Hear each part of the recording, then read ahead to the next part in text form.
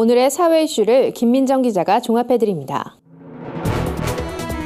오늘의 이슈 포커스입니다. 중국의 첫 자국산 항공모함이 진수에 성공했습니다.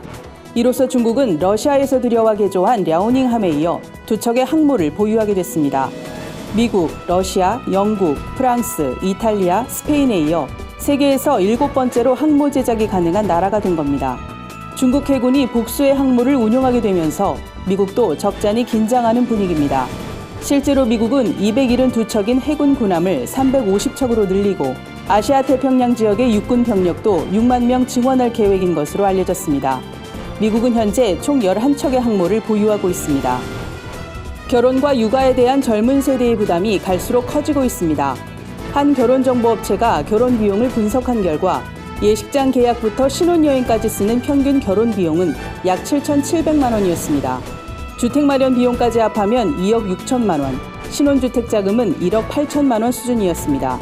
육아의 경우는 어떨까요? 육아정책연구소가 예비 엄마와 만 9세 이하 자녀를 둔 여성 1,200여 명을 상대로 한 조사에 따르면 월 평균 육아 비용은 107만 2천 원으로 월 평균 소비 지출액의 31%에 달했습니다. 이러한 세태를 반영하듯 지난해 혼인율은 인구 1,000명당 5.5건으로 사상 최저 수준을 기록했습니다. 결혼과 육아에 대한 부담은 저출산으로 이어질 수밖에 없는데요. 국내 저출산 문제의 심각성을 보여주는 통계 결과가 나왔습니다. 통계청의 발표에 따르면 올 2월 출생아 수는 3만 600명으로 1년 전보다 12.3% 줄었습니다. 동월 기준으론 2000년 관련 통계를 작성한 이래 역대 최저 수치입니다. 이런 추세라면 올해 출생아 수가 40만 명에도 못 미칠 가능성도 있습니다.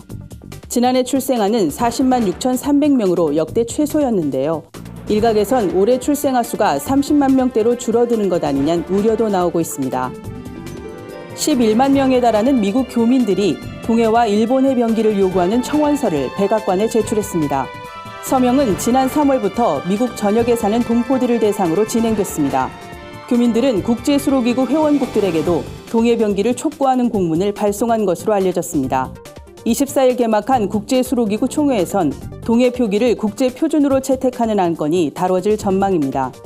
교민들은 한 달 만에 서명 인원 10만 명을 넘기는 것이 불가능해 보였는데 해냈다며 이번만큼은 백악관이 정책을 바꿔주길 희망한다고 밝혔습니다.